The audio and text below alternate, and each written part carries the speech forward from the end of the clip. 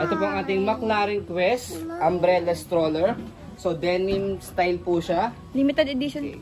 So, limited edition po ito. Good for newborn dahil fully reclined po siya up to toddler around 3 to 5 years old.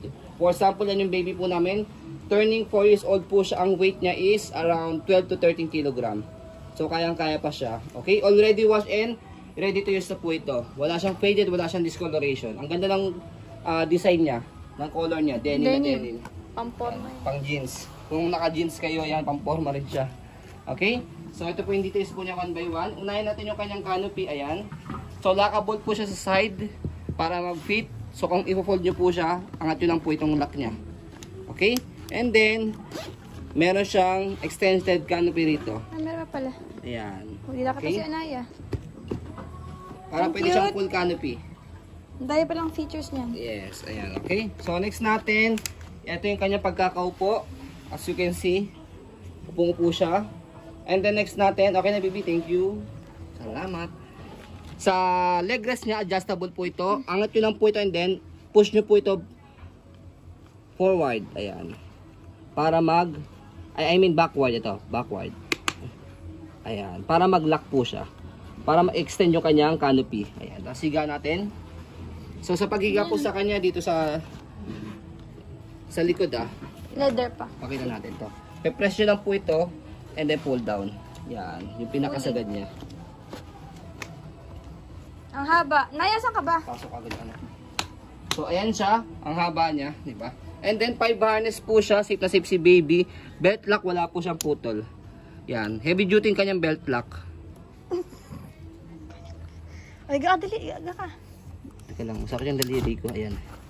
Heavy duty kasi yan, kailangan talaga ang push. Hindi natatanggal ng anak niya yan.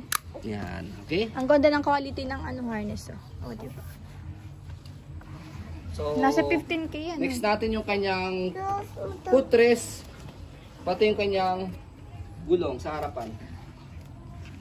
Detailed video po kami ha. Ayan na po yung, kung ano po nasa video na yun na po yun. Higa ka. So next natin Ayan, yung kanyang nakahiga yung body frame sa right side. Ayan. Nakahiga na siya. So aluminum po ito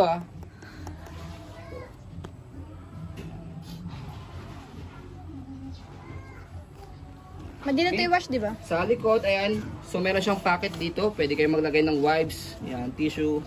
Wipes, tissue. Ayan. Go. So sa likod, pagka iupo nyo po siya, angat nyo lang siyang ganito. Angat nyo lang siyang ganyan. Oh, wait lang baby, upo Anak, ka muna. upo ka na. Angat nyo lang siyang ganyan. Okay? So yan yung kanyang likod, yung basket niya. Yan. So yung basket niya, ito meron na siya maliit tier. Ay, tier ba to? Dumi lang. Dumi. Dito.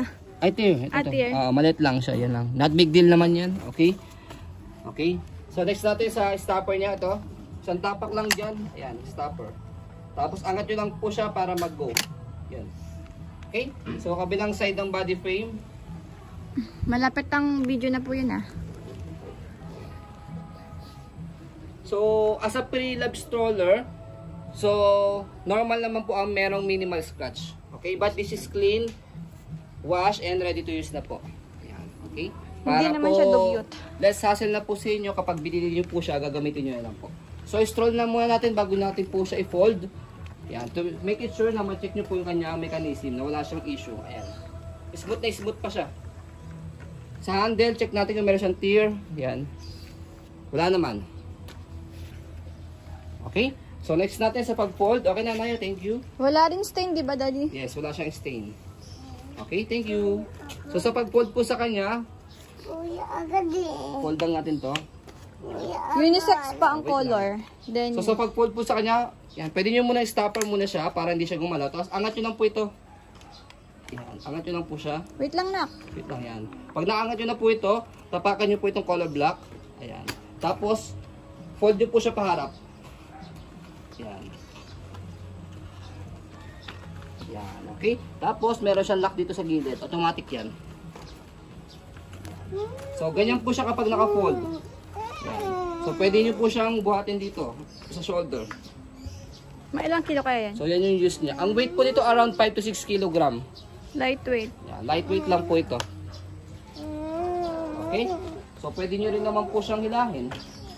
Yan. So, So next po natin sa pag-open po sa kanya, tanggalin lang yung lock dito sa gilid.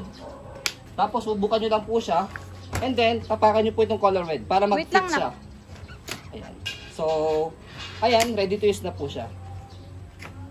Okay, sige, sakay ka na. Hindi siya tumataob, oh. Kasi ano siya. Umbrella type po yan, lightweight yet heavy duty po yung kanyang body frame. Yung pagkakagawa niya talaga perfect.